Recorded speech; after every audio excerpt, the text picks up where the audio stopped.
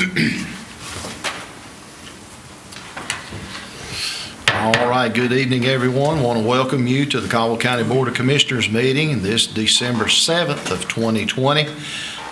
Welcome those who are now joining us by TV as well as those in our audience here this evening.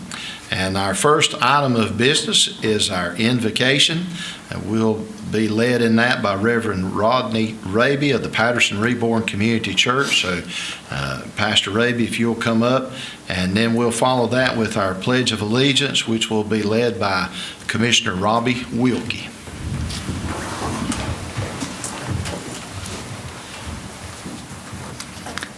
If you would, men and women, thank you for allowing me this opportunity. Our prayers are continually with you in all your decision-making processes. We appreciate what you try to do for us, and our prayers are certainly behind you and with you all the way. If you would, join for a moment of prayer, please. Most kind and gracious Heavenly Father, as we come before your mighty throne here today, God, I want to thank you for the grace. It is so amazing. Thank you for loving, dear Lord, each and every one. I am so thankful for the health and the strength that you give us, Lord, to do your will. Father, I pray at this time, at this hour, you would reach upon each and every one of the commissioners today. God, give them wisdom, guidance, knowledge, and understanding, and to be able to do what is pleasing, right, and honorable, and good in your sight, and also for our community as a whole. Father, we love you, praise you for all you're going to do, give you glory, and seek your wisdom in this great time. For it's in the beautiful name of Jesus Christ, our Lord and Savior, we pray. And we say together, please. Amen. Amen. Thank you. Please face the flag. Attention, salute, pledge. I pledge allegiance to the flag of the United States of America and to the republic for which it stands, one nation, under God, indivisible, with liberty and justice for all. All right, thank you, everyone. Are there any amendments to our agenda this evening? Mr. Chairman, there are no proposed amendments. Okay, so we have an agenda that has been presented. What's the pleasure of the board in adopting our agenda this evening? Mr. Chair, I move that this evening we accept the agenda as the county clerk has presented. All right, any other discussion or comment? All in favor signify by saying aye. Aye. Any opposed? And that motion carries unanimously. And the first item on our agenda this evening, we have the Honorable Wayne Rash, our Register of Deeds here, who is going to conduct our swearing-in ceremony of recently elected commissioners, and those being the Honorable Jeff Branch and the Honorable Raby Wilkie, as well as Randy Church. So, gentlemen, I think if we'll move down to the front and maintain our distance, and Brother Rash is going to come up.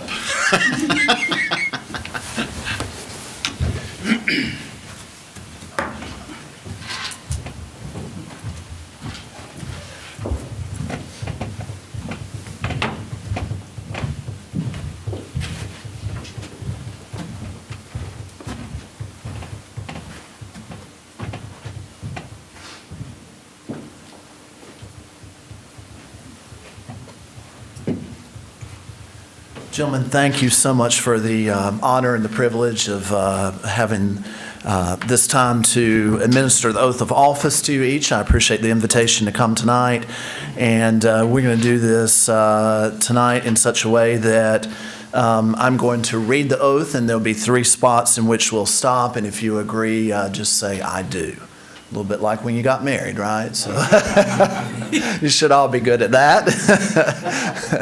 Okay, so if you will, place your left hands on the Bible or under the Bible if you to hold it, and raise your right hand. And again, I'll begin the oath at this time. I, Randy T. Church, Raby Wilkie, and Jeff Branch, do solemnly swear that I will support the Constitution of the United States, so help me God. Please say "I do" if you agree. I do. And do you, Randy T. Church, Raby Wilkie, and Jeff Branch, further solemnly and sincerely swear that you will be faithful and bear true allegiance to the state of North Carolina and to the constitutional powers and authorities which are or may be established for the government thereof, that you will endeavor to support, maintain, and defend the Constitution of the United States and of the Constitution of North Carolina, not inconsistent therewith, to the best of your knowledge and ability, So help you God. I do. Okay. Do you, Randy T. Church, Raby Wilkie, and Jeff Branch, further swear that you will well and truly execute the duties of the office of Caldwell County Commissioner according to law, so help you God? I do. Congratulations, gentlemen. Thank you so much.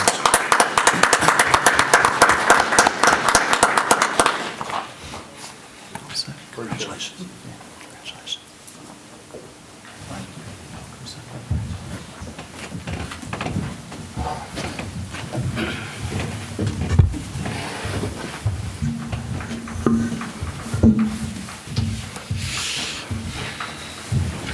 All right, thank you, everyone, and thank you again for the opportunity to serve. And so a necessary part of that service is our oath, and we appreciate your indulgence as we did that this evening.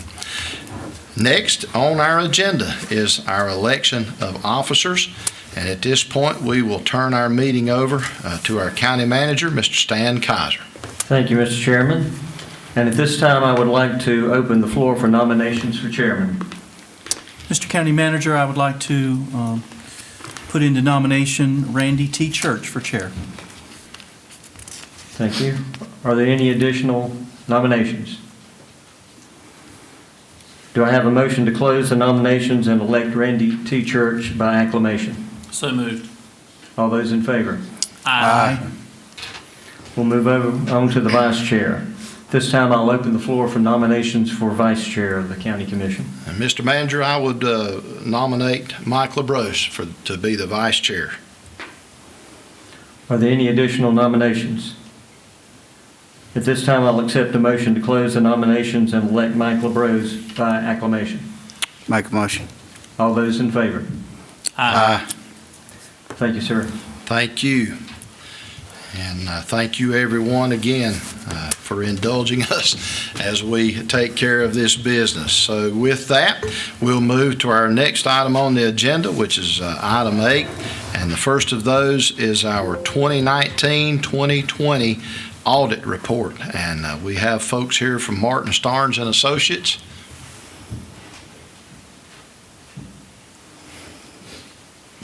He's going to come give us the good news this evening.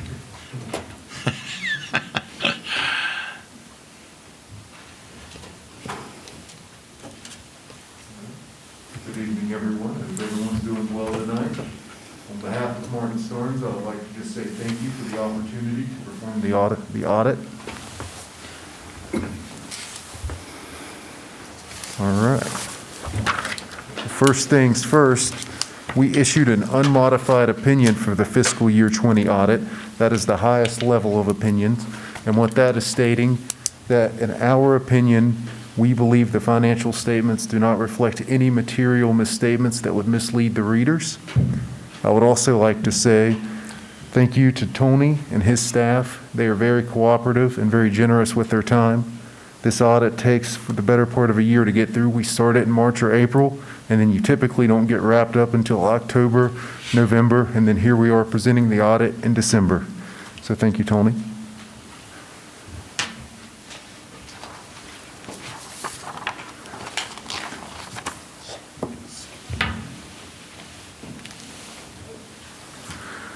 All right, to the numbers. In the general fund, we have the budget versus actual, and I'll just kind of hit the highlights here. In our revenues, you'll see that we have the actual amounts, we're over the budgeted amounts by $1,067,517. And dealing with the revenues, most of that was the ad valorem taxes, the local option sales, and other taxes, as well as license taxes. Those were over budget by $2.2 million. So that's what drove that variance. Then moving to the expenditure side, you'll see where the expenditures were below budget, roughly $5 million. And what we decided, and when we looked at the numbers, what made that happen was the general government was under by $763,000. Public safety was under by $1.7 million. And then the human services under by $1.9 million. Then when you move down to the other financing sources, you'll see there where there was the decrease of roughly $7 million. That was due to the budget included $7 million of appropriated fund balance where we did not have any this year. We did have transfers from other funds of $1.3 million, and then there was also long-term debt issued this year of $1.5 million.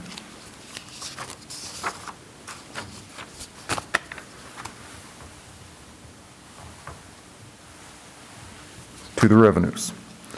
As you can see by the pie chart here, the ad valorem taxes is 63% of the revenues that are brought in, and then you go down to your local option sales tax, your restricted intergovernmental, and then your other revenues. I will now touch base on each category. The ad valorem taxes, 63%. This amount was up by 8% compared to the prior year, and this was due to higher collections of both property and vehicle taxes for the fiscal year ended 20. Moving down to the restricted intergovernmental, made up 16% of our revenues. This amount was actually down 6% compared to the prior year, and that was due to the decrease in Medicaid maximization that was not received in this year compared to the prior year. Moving on to the local option sales tax, this made up 10% of our revenues, and this actually increased 14% compared to the prior year. This was due to an increase in revenues for sales tax.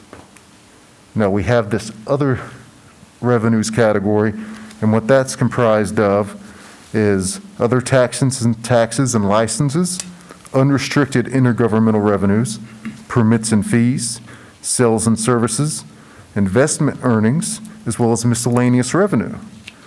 This amount increased 3%, which in audit terms is comparable.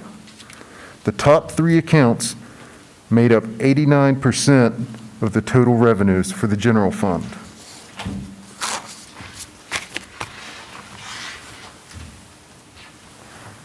Moving on to the less exciting expenditures.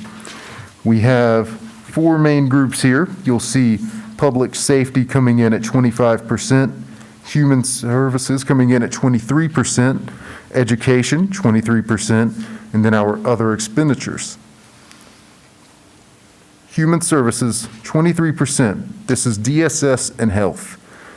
This actually decreased by 2% with no major changes from the prior year. Moving on to education.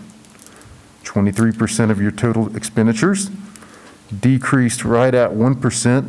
So going along with human services, there were no major changes compared to the prior year. Here we are at public safety. This is your animal control, your sheriff, jail, EMS, fire marshal, communication center. You'll see that this amount actually increased 6%. That was attributed due to salary increase and capital outlay expenditures in fiscal year 20. We have our other expenditures, 29%, and now this will include our general government, environmental protection, economic and physical development, cultural and recreational, as well as debt service. This amount increased by 22% compared to the prior year. This was due to an increase in economic development incentives, Google, and increase in debt principal payments. Top three accounts, 71% of your total general fund expenditures.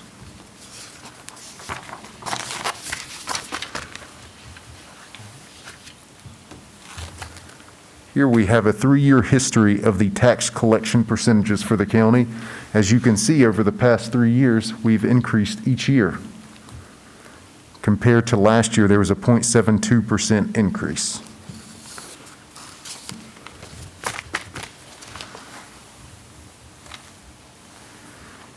This slide will talk more about the fund balance in the general fund. And I'd just like to say you can compare the two amounts from 2019 to 2020, and I'll just kind of go over each of the different types. You have restricted, non-spendable, assigned, and unassigned. The restricted amount increased $321,000. Your non-spendable increased $10,000. Your assigned increased $1.6 million, and then your unassigned decreased right around $3 million. The restricted, the majority of that is your state by stabilization statute, which is required for governments. Your non-spendable amount is inventory, and then your assigned amount is for the subsequent year's expenditures or appropriated fund balance for the next year. Once you take all of those categories out, that's when you're left with your unassigned amount.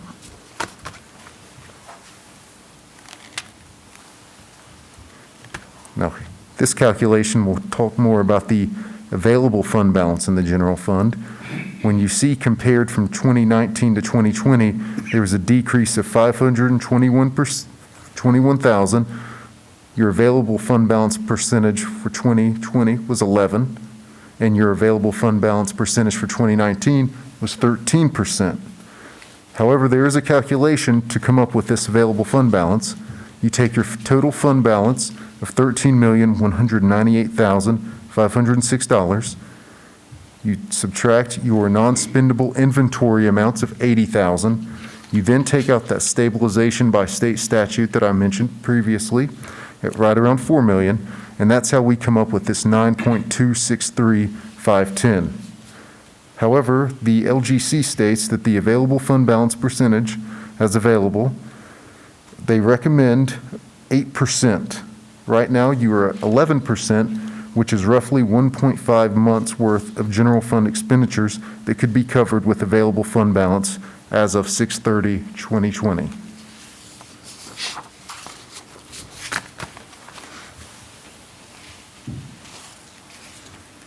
Here we have a 3-year comparison of the fund balance history of the general fund. As you can see, the total fund balance actually decreased $893,000 this year. This is partly due just to operations. You had revenues increase 4.1, whereas your expenditures decreased, or they actually saw an increase as well, but this was of 5.9. So when the expenditures increasing more than the revenues is what led to the decrease in fund balance.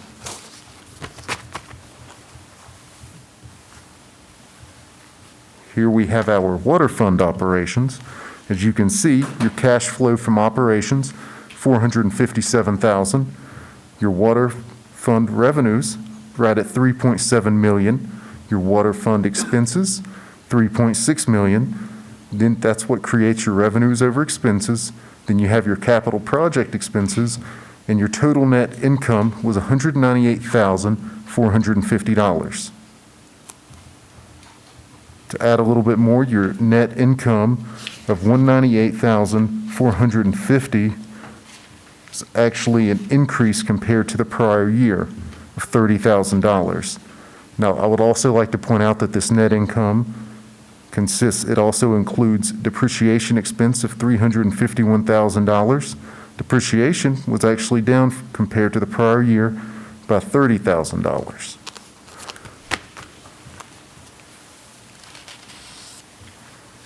That is the end of the presentation slides. Does anyone have any questions? All right, anybody have any questions? I just want to thank you guys for all you do for us, and every year y'all do a super job. You've been doing it for a long time, and we enjoy working with you. And again, you mentioned Tony and his staff, and I'd like to thank you guys as well, Tony. I know it's a little bit of a challenge every year to get through this, but you guys do an amazing job with it. So thank you for all you do. Thank you, and I hope everyone has a great evening. Thank you. Thank you. All right, next on our agenda is a grant application request for opioids and COVID. We have Jason Powell here, one of our community paramedics, and Taylor Minton, health educator, and I do see Dino DiBernardi here, our EMS and emergency services supervisor, as well as Miss Anna Martins here, our health director. So I don't know if they're coming with you, but y'all folks come on.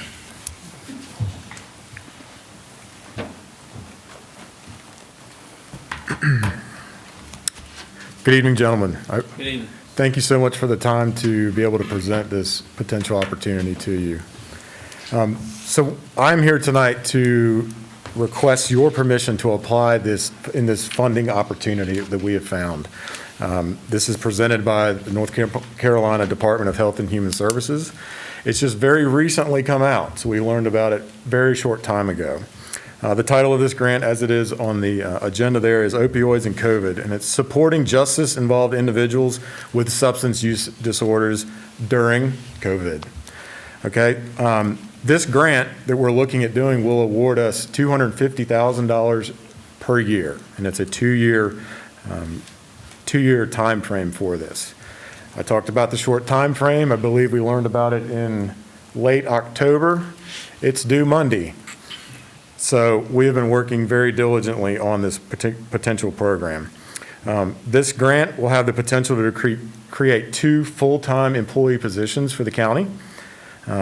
We have been in development of the program and budget to cover the costs from anywhere from fuel to office expenses, you name it.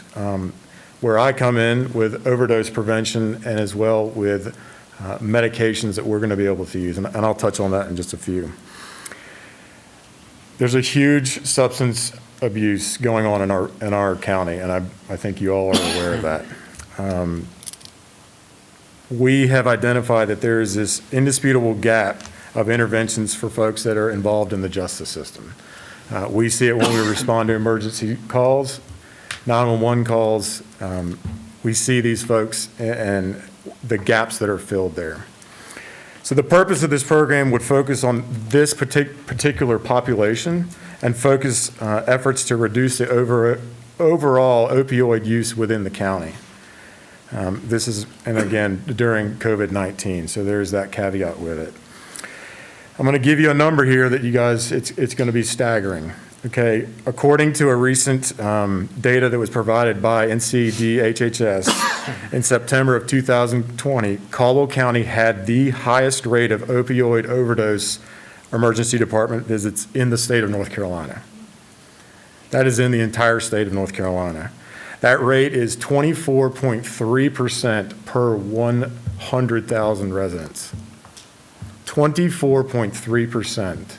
per 100,000 residents. That's a huge number.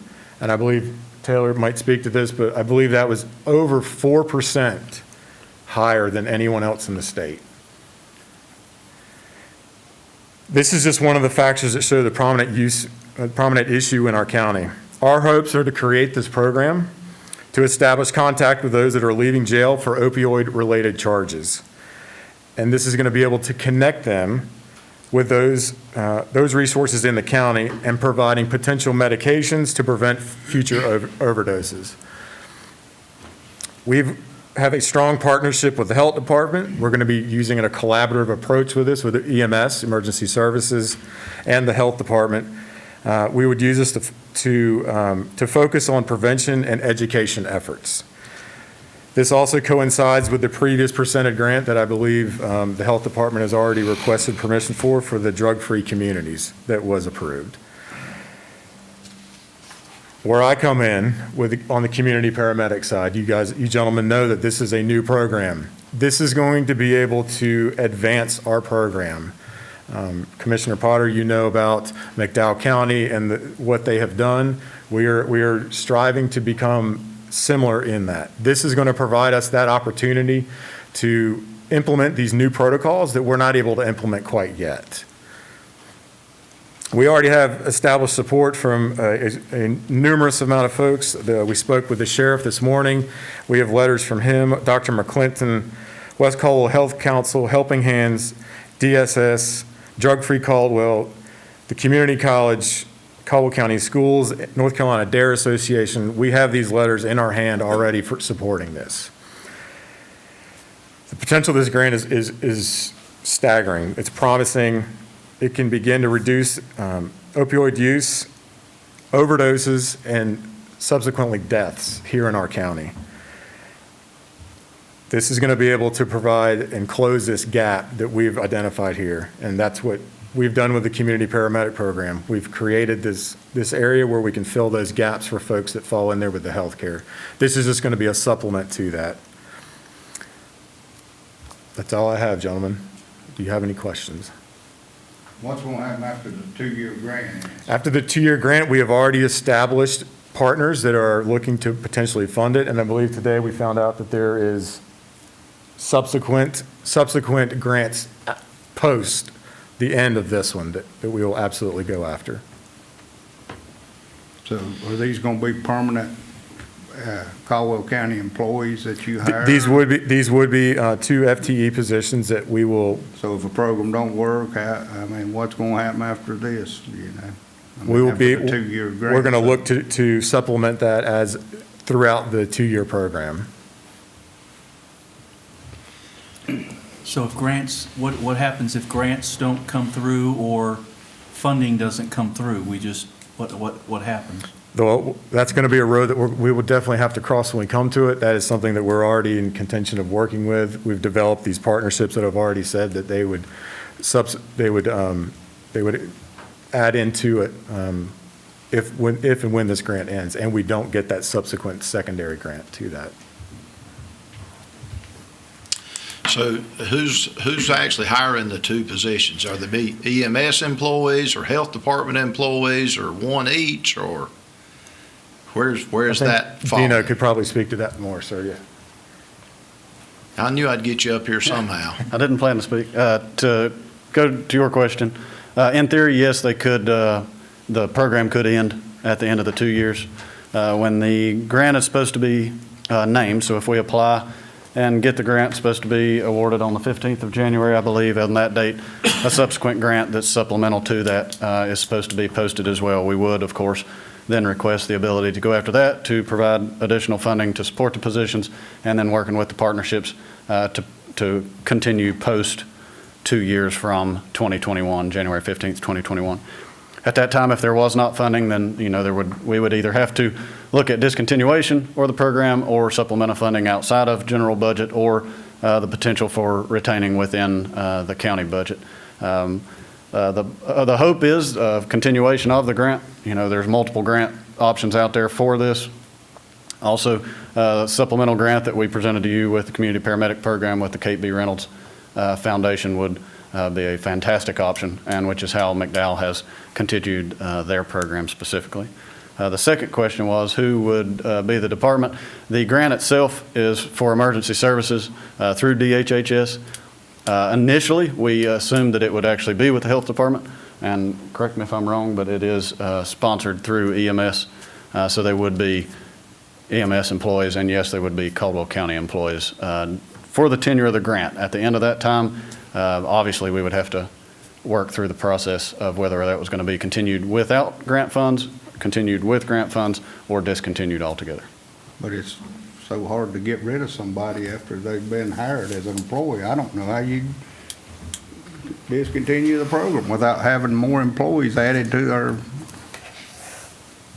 our county base. Now, does this grant include, are these folks going to have vehicles, or? No, it has the option for reimbursement of mileage.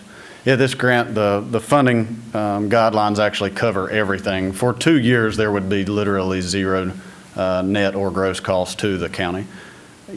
Beyond that point, yes, I mean, I'm not familiar with, hiring processes for grant positions as to what that process looks like at the end of the 2 years. If the end of the grant funding is there, that would be an HR question. But to your question, it does allow for funding for either reimbursement of mileage or reimbursement of fuel costs and stuff if there was an existing vehicle in the fleet. Will these be EMT basics, No. or what kind of class? One is a program coordinator, so it's kind of like a supervisor and Taylor, you may be a better on this side, and then what's the second? The linkage coordinator to link the actual person, the justice involved person.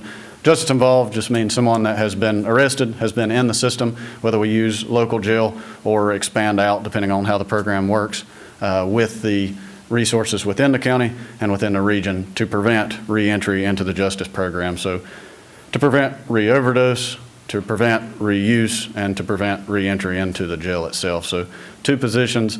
The linkage coordinator, by the grant guidance, is supposed to be someone that has been intimately involved with overdoses or substance abuse. So that could be someone who has actually had a substance abuse problem, so a recovering addict, or could be family member of that has been directly related to.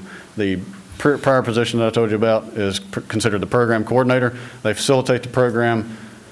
They push the program through, develop the program from start to finish, and of course is working in dual roles as the linkage coordinator to facilitate trainings, incorporation into existing processes within the county and programs that obviously he named some of them, but some of the partnerships being, Helping Hands, methadone clinics. We've spoke with both subsets of Bethel Colony, and then other higher end or higher level businesses and organizations that are in the county. And I will say that to Mike and Commissioner Branch's question, a lot, if not most, if not all, I should say, of these community paramedic programs are funded primarily through these type of grants once they get established. Meeting with the different ones that I've met with, the majority of their funding over the last years, I know McDowell County is almost 100% funded through grants. May not be as much now as it was, right. But I know there's a lot of grants out there, and these grants kind of tie together. You get one from over here that supports this one over here, and they sort of overlap, and that's the way I understand it anyway. But I do know that our opioid crisis here in the county is pretty bad. Just, you guys know I listen to the scanner quite a bit, pretty much all the time. And I know that just in the last week or so, we've had 5 or 6 with a couple of confirmed deaths. So I think it's anytime we can try to figure out a way to connect that. And that's sort of I use Will Wakefield's analogy about being upstream, and, all these people, these problems are, they're falling off, they're coming down the river, they're falling off the waterfall, and they're dying. Something's happening to them. We got to try to figure out how to catch them before they get to the waterfall. And I think this is the way, like you're talking about, is coming from the jail before they get back out into society and get into that bad element, is to try to catch them and link that before they get there. So Just another stat to that. Folks are 40% more likely to overdose within 2 weeks of discharge. Correct. Within 2 weeks of being released. Because they're not used to it. Their bodies, they're almost for clean. Whatever reason it is, but that's Yeah. what it comes out to Yeah, be. so I think that's a staggering number as well. I do think we have to be mindful of and be careful as we go down these paths with hiring these people, and understanding that the consequences 2 years from now, those conversations need to be had up front with whoever we hire. Absolutely. With the understanding that, hey, this is a grant, this position is funded for 2 years, there's no promises after this. Because in Commissioner Branch's position or statement, once you get them, it's hard to get rid of them. I mean, it really is. So we just have to be mindful of that. I support you 100% what you're trying to accomplish, but I just want us to be mindful of, When we looked at 2 years others, down the road. and when we looked at, and that honestly, that is my concern, is not the implementation of the program or if it's going to work. Obviously, that's very well noted, and the need, no one here contests the need. I mean, that's obvious. The numbers indicate that in real life. But you can post as, positions are contingent on grant funds. It happens all the time. I know we've had them here in the county before. My concern would be not the potential to losing an employee. Obviously, I would hate that, anybody would, but the threat of not being able to continue would be more of a concern for me. If you get into a program that's functioning fantastic and then don't have the funds at the end, that obviously is a concern, and I agree with what we do at the end. There is that potential. I just think you need to be transparent with Absolutely. whoever you're hiring. I mean, I feel confident that, one grant leads to another one leads to another one, and it'll continue on. I'm confident in that, but we also need to be transparent with whoever we're hiring. We don't want to give them a false sense of security, I guess is my point. That's just my opinion. You guys do what you want to, but it's just my opinion. Do you have something you'd like to say, sweetie? I was just going to speak on his comment about the contingency of letting him know. Yeah. Well, the potential is there, as with the North Carolina Safe Schools Act, of continuing for grant funding for SRO officers, and I believe we have 5 or 6 in the county, and of course the county commission fund others too. So, and that grant's been going on for several years. So the potential is there for this grant to continue because of the great issue that it is. And I do believe emphasis has dropped because of COVID and the situation. But the opioid epidemic is there. It's always been there, and it's prevalent in Western North Carolina, and the state is still dealing with that. However, right now they're focused on something else called COVID. But we still have to address this issue with opioids. And again, I would agree with Commissioner Branch, Commissioner Potter. It's just we have to be ever mindful when budget time comes around.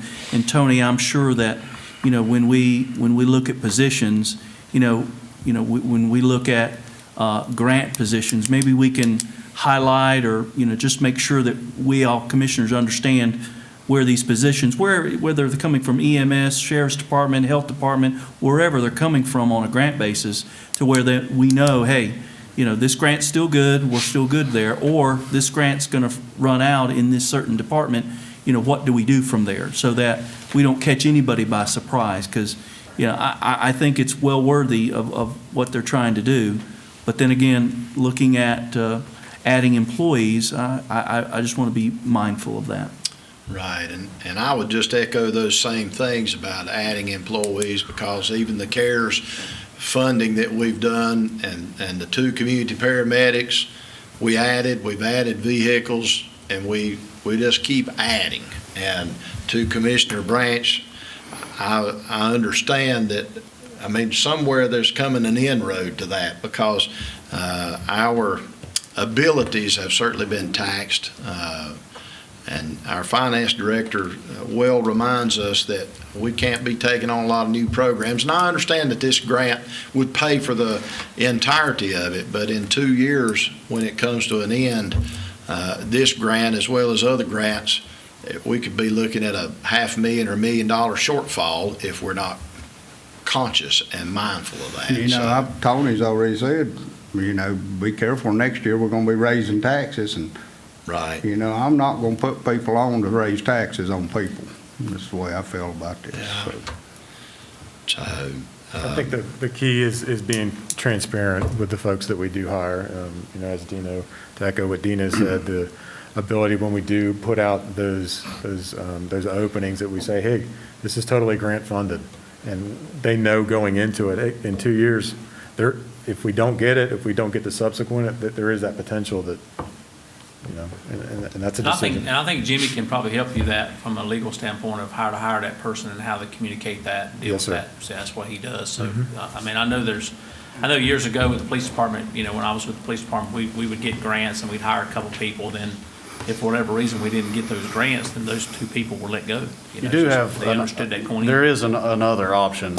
You can technically go through a temp agency, and it would not be Caldwell County employees. They would be through a temp agency. There is that option. We haven't researched that option tremendously. The option was heavily researched for the linkage coordinator, because originally we thought that it would have to be a recovering addict, which is very challenging depending on criminal background to hire within a county position. So there is that option, but I absolutely agree. And to be blunt, if I was standing here asking for personnel, no offense to the 2 presenting, it would not be for these 2 positions. So I fully understand and agree with the concerns on increasing personnel. So, but I also don't want to give you away. I want you to do the best you can, and if you can save 1 person out of this grant, then it was well worth the effort, the time that you put into it. So that's your job. Yes, sir. Last I checked, anyway, you're wearing that Star of Life on your uniform, so your job's to try to save lives. And I appreciate your time and efforts in looking into this and researching and applying for it. Yes, sir. And I'm often reminded of a friend of mine once, but grants are still tax money. A lot of times we think it's just free money coming from somewhere, the federal government, state, but we taxpayers still pay tax money for grants, and they will end one day if enough people gets on the bandwagon and does what McDowell County's done. I just see more people getting in the pot, Yep. less money going, and then we end up with another mandate that comes down from the state level that says it's a good idea, you do this, and by the way, you pay for it. So, and that's the reason we're so cautious. We've had to be cautious over the last several years with our funding streams. And so that's where the area of concern, not to beat you up or not to do any of those things, but we just have to err on the side of caution when it comes to these, especially expansion of personnel. Yeah, I think Commissioner Church is absolutely right. This is not about, we don't support what you're doing, because we believe what you're doing, and we believe in the need. We just want to be cautious as we move into it, and we want to make sure that you guys stay grounded and stay cautious as well as you go into it. Well, I guess we're applying for the grant. That doesn't mean that we're going to get it, but we're Correct. just in an application process. So Tony, once the grant was approved, then we would still be in that line of funding stream, salaries, who gets paid what, and Right, it'd have to be a budget adjustment. it'd have to be a budget amendment that'd have to come back before us anyway, so. Right. I'm gonna make a motion that we not approve this. I just don't think it's right. I just don't feel good about all these grants and us adding on employees. So I'll make a motion that we not approve this grant. All right, so we have a motion from Commissioner Branch to deny the grant application this evening. So any other question or comment in that? So all in favor of that motion signify by raising your hand. And all in that deny and opposed to that motion signify by raising your hand. So I think that we would need to approve applying for the grant application. There again, bearing in mind that it may be approved or it may not be approved. Mr. Chairman, I'll make a motion that we approve the grant application request has been presented by us, to us, excuse me. All right, so those in favor of approving this group to go forward with the grant application, raise your right hand. And those opposed. And that is a 4-1, so. Mr. Chairman, I would like to make one comment to our department heads here over this grant application, as well as any department head that brings a grant application to us. I do support this program. I think it's good that we can get grants, but you as the leaders of the department, it falls back on you. We're dependent on you to make this program work and to secure funding for it in the future. If it is, in fact, turns out to be a reputable program that provides benefit to our citizens. So, yes, you may get the grant this 2 years, but you need to understand up front that unless you can find funding in the future, don't look to this board to support that automatically in the future. And I also think, Commissioner Wilkie is correct, and I think that as you move through the program, if you get the grant and you're not seeing success with it, then don't feel like you need to try to figure out a way to keep it. I mean, there's nothing wrong with, Understood. Yeah. bailing out of it if it's not working, So, I just want all the county taxpayers to know out there when your taxes go up too, what's happening. I mean, it may be a good program, but here we are in a hiring freeze now, and we're gonna be adding more personnel to our program. So when taxes go up, you just think we're adding more people to the program out here. Fair enough. I would like for you to explore that option about hiring them through a temp agency Yes, sir. instead of them being under our preface of employment. Absolutely, we can do that. because that would solve your problem, potential problem. Yes, sir.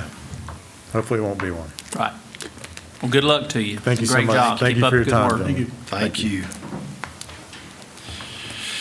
Next on our agenda is our approval of our 2021 Commissioners Meeting Schedule. We've all been presented that, and I'll ask if anybody has any questions or comments in reference to that. Looks like we're on one meeting per month, which is required by general statute.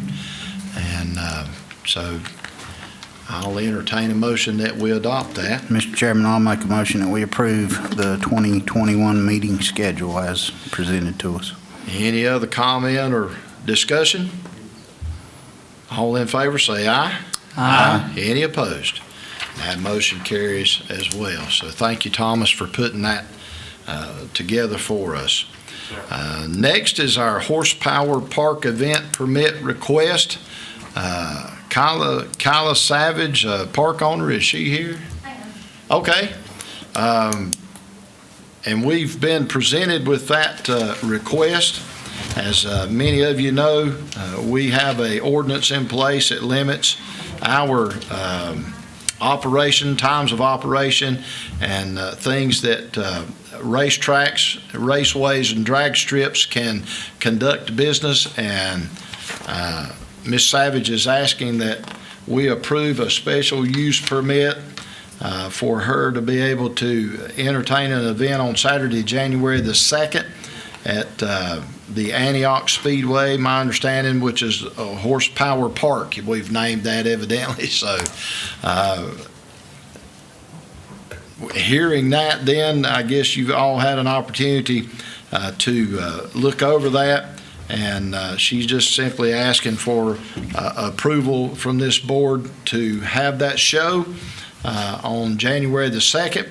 And the rain dates would be Sunday, January the 3rd, and or Saturday, January the 9th. And so we can approve that or deny that or make any other amendments to that request as you may have fit this evening as a commission.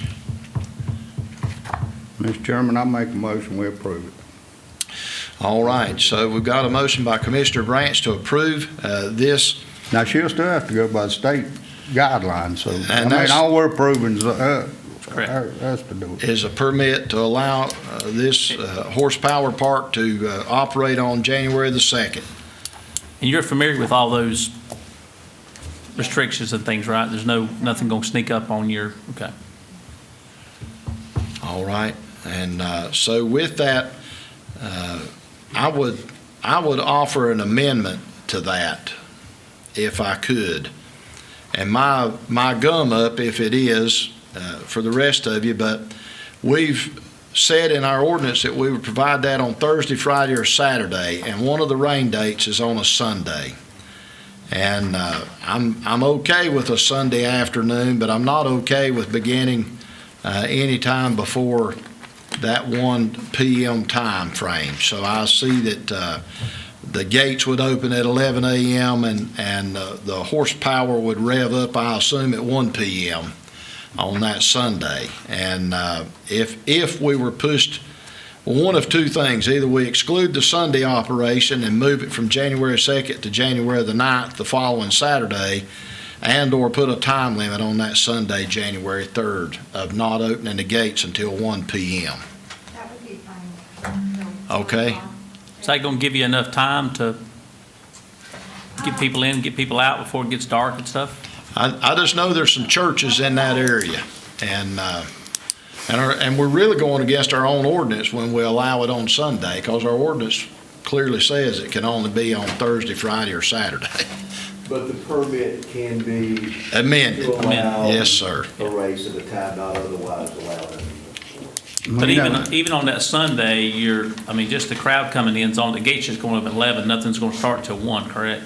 Correct, and we could wait to open the gates till 1 like he requested. and Or do it. 12, at least 12. That's fine That would also. be my recommendation, if y'all would allow that. But us preachers we know, we don't want things interfering with church. I'll just be honest with you. But I think we need to do all we can to help any business. Half the business in the county is gonna go under the way things are going now, so. Right. I don't see how they're making it as they are. Yeah, I agree. So we've got a motion to approve the permit as requested with one amendment of being on Sunday, January 3rd, that the gates would open at 12. And I don't care if you start your engines at 1. So is that okay with everyone? I'm fine with that. All You right. good with that?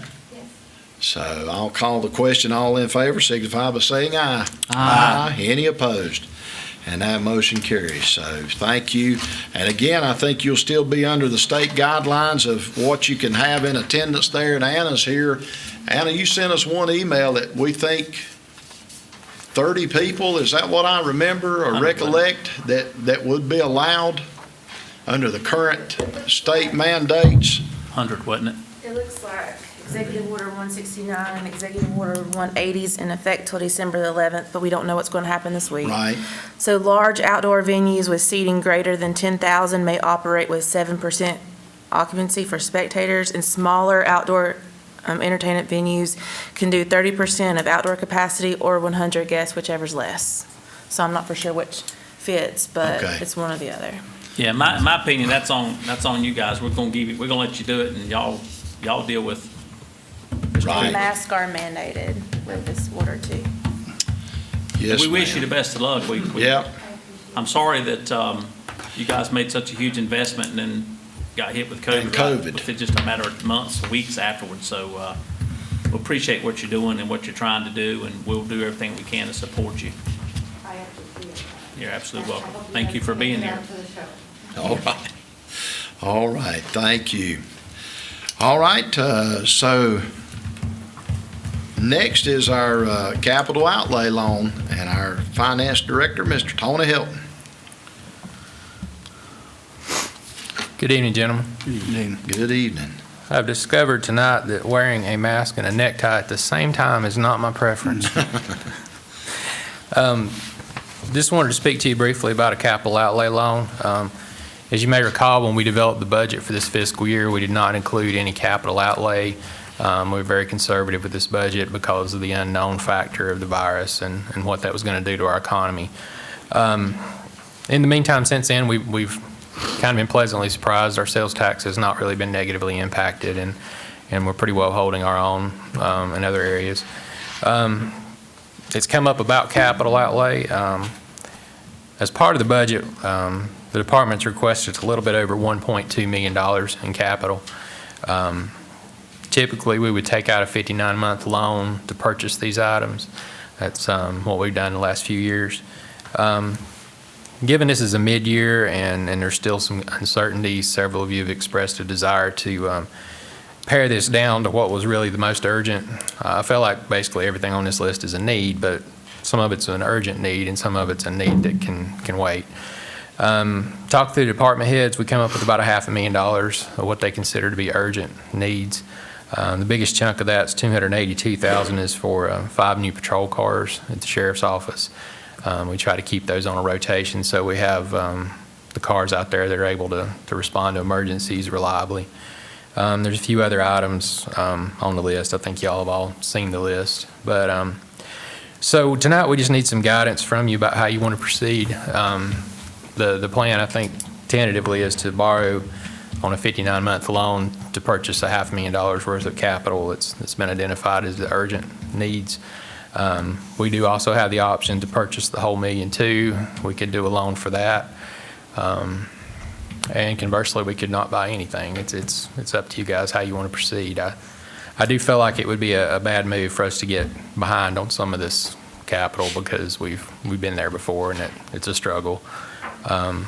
But on the flip side, we've purchased capital regularly for several years. We're in pretty good shape relative to the past. So I'm just kind of here to see what you want me to do with this. Do we have a loan paying off this year that this one would replace? We do not. Okay. I think it's 2 more years, right? The oldest one's 2 years out. Right. What you would, when you get a program like this fully matured, what you have is an old loan pays off and a new loan takes its place. Right. So you really don't change the amount you pay each year, or at least not very much. We're not quite to that point yet. So what we have is we've got like 3 loans active. If you're doing this over 5 years, you would have 5, and you'd have one coming off and one coming on, but we're not quite there yet. So whatever we do here would be in addition to the budget. Now, if we do a loan, the first payment won't be due for a year. So we'll be well into next year's budget before that comes due, so it wouldn't put any strain on us this fiscal year.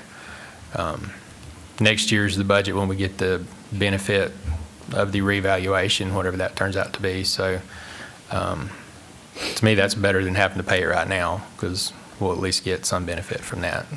We don't know for sure how much, but. Probably that long before you get the cars.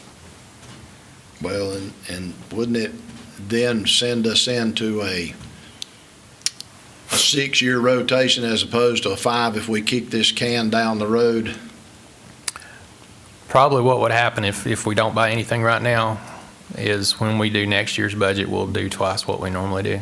Right. Instead of $1.2 million, we'd be 2.4. Something of that. I mean, it won't be exact, but yeah, that's the nature of how it'll be, in my opinion, because I did have one question. I saw this CAD web version of 20,000. I assume that's at our communications. Do we get any 911 funding to help offset any of that cost anymore? Does anybody know? we get 911 funding still, but if it's on this list, these are things that the Jason panel has determined are not 911 eligible. If they were, we wouldn't handle it this way. It would be Don't we think the state's keeping the lion's share of that money now, Dino? I see an affirmative there. I mean, we used to get quite a bit of money off of every phone line that's paying 911 surcharge, and the state's keeping that money now. It used to be that money came to us. Right. And then we spent it. If we didn't spend it, we held it. Now it goes to them, and they give us what they think we need. Right. And it's, you know, if you've been around long enough around the state, you know how that works. Yeah. Sort of like a lottery money. Yeah. Yeah. Exactly like the lottery money. So, a little bit like grant money. They won't give us grants, but expect us to keep them going after it's over. You know, one thing that occurred to me during that discussion, not to change the subject on you, but I know Jimmy's not here and that's his area, but I'm pretty sure if you have a position you hire with a grant and that grant funding goes away, that there's not really an issue with rifting that position, doing a reduction in force. I know that typically when we get rid of somebody, that's an arduous thing if you're getting rid of them for performance issues or something of that nature. But if you hire it and you reduce in force, that's just that's a budget decision. I thought that was the case. So that, you know, that may help you a little bit. But have we ever got rid of anybody? Every time we get a grant, we keep adding more employees to their force. You would have to follow through. That's a good point. Yeah. I mean, we keep, you know, what was it during all that stuff at the health department? They kept adding more for when they was changing the records over, and I don't think anybody's ever left there either. I don't know. Duly noted. Fair enough. But anyway, just, I mean, whatever decision you guys make, there's not a wrong one, I don't think. There's just different options. I mean, if we put it off, the budget's going to start back here in a few months, and we can include it in next year. It'll take longer to get these things, though. Some of these things you order, and it takes a while to get them. The patrol cars especially, I know there's a pretty good lead time on getting those in. But, and we can do the $500,000, or we can do more than that. I don't think there's been any question about the patrol cars and those type of things. I think we all agree that the $500,000 needs to be spent. It's just whether we think the other $500 needs to be spent, or whatever it was, $700. You know, and you're right. I don't think there's any right or wrong answer, because either way, you're gonna have to buy the items. If we don't buy it this time, we're going to have to buy it next time, which is just going to increase that loan amount next time. Right. The other side of, you buy now, from a banking standpoint, the more money you borrow, the lower rate you're going to get. And then if you wait till next year, you run a risk of rates increasing. I don't know that rates are going to increase, but it's very, very possible. You'll see a rate increase next year, because right now you're borrowing money at what, 1-2%? Less than 2, I'm sure. Yeah. I know we've got the 3 that we have out there now. The one in the middle, the second oldest one, it has 100 basis points higher interest rate than the most recent one. Right. It changes that much over 1 year. Yeah, I think the savings, potential of the savings of the rate increase, potential of that rate increase could be, argued again, as if we don't know. We don't know what the economy's going to do next year. We hope it's going to stabilize and stay the same. We just don't know. But I do know we run a risk of, having to pay a higher interest rate. Right. So, Tony, if I understood in talking with you earlier today, that if we go with these other items other than this roughly $500,000 amount, right, it would be a totally different type of loan that we'd be looking at, other than a 59-month loan.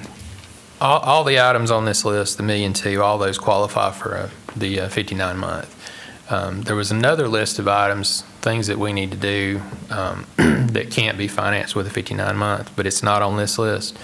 That list was things that relate to real estate, things to buildings. The issue you get into is if you replace the roof on a building. or you replace the heating and cooling system in a building, that's a loan against that building. So there could be a lien against the building. So the LGC says you can't borrow with this vehicle against a building. You have to go through them, and there's a longer, more drawn-out process. Now, that's something we may want to talk about before too much longer, because we do have some needs. The way that would work is you would pick out a building that's unencumbered. You would borrow against that building for whatever amount you needed to borrow up to the collateral limit. And then you can use that money to do renovations on buildings or whatever you need to do. And typically that would be a 15-year payback. So it's kind of a different animal. But that is something we probably my thought is when we get into the budget this year, maybe we discuss that option and see if that's something we want to do. But this list is all 59-month eligible, whether you do the smaller amount or the larger amount. And I will say this, just some kind of off-the-cuff information for you guys to consider. Conference call this morning, we were talking about where I work at Ally Bank, our loan delinquency in November of 2019, our delinquency was 3.6% as a company in the nation. The question was asked, what do you think it was in end of November 2020, and everybody was, thinking 6, 7, 8, 9%, and overall delinquency is 3.2%.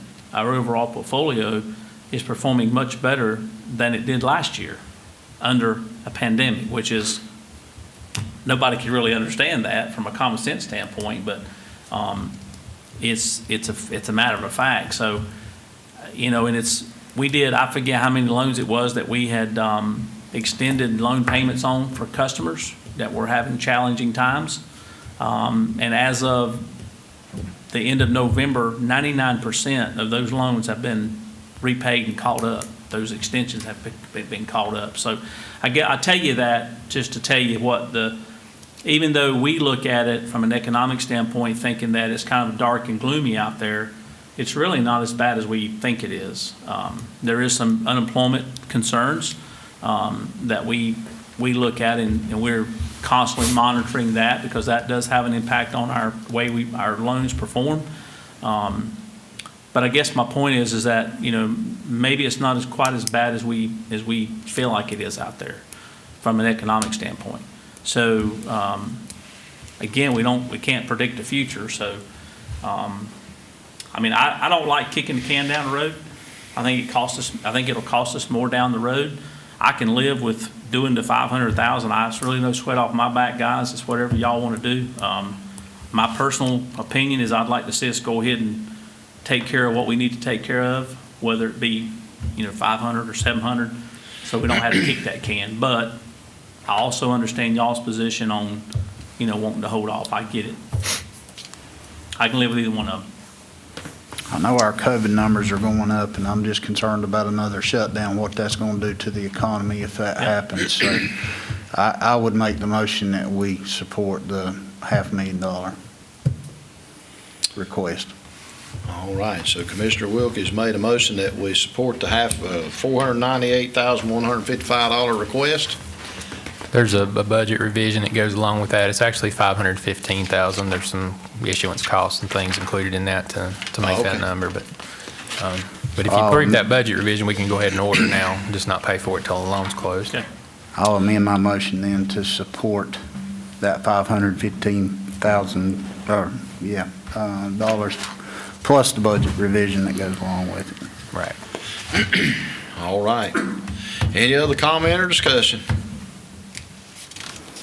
All in favor say aye. Aye. Any opposed? And that motion carries. So thank you. Thanks, son. Appreciate it. Budget time's just around the corner. So with that, we'll move to our county manager, Mr. Stan Kiser, and our consent agenda this evening. Thank you, Mr. Chairman. We ask for your approval of the minutes from the November 16th, 2020 meeting. We ask that you accept the state library grant to supply Wi-Fi extension equipment and data plan for all Caldwell County Public Library locations. We ask your approval of a budget revision, the use of COVID-19 grant funds to purchase a plum case for the health department. This device is used for on-site and off-site mass vaccination clinics. $9,004.61. A budget revision add appropriation for low-income energy assistance program. These are pandemic funds based on state allocation received November 2020 in the amount of $167,647.06. We ask for your approval of the JCPC risk needs assessment and membership request, your approval of findings of facts and issue conditional use permits to Tower Company 2013 LLC and Brighter Future Solar LLC, and your acknowledgement of receipt and review of the 5-year facility study for Caldwell County Schools. All right, hearing the recommendation of the manager, what's the pleasure of the board this evening in adopting our consent agenda? Mr. Chair, I move that we accept this evening's consent agenda as the county manager is presented. Any other comment or discussion? All in favor signify by saying aye. Aye. Any opposed? And that motion carries unanimously. And with that, I'll entertain a motion that we adjourn this evening's meeting. So moved. All in favor, say aye. Aye.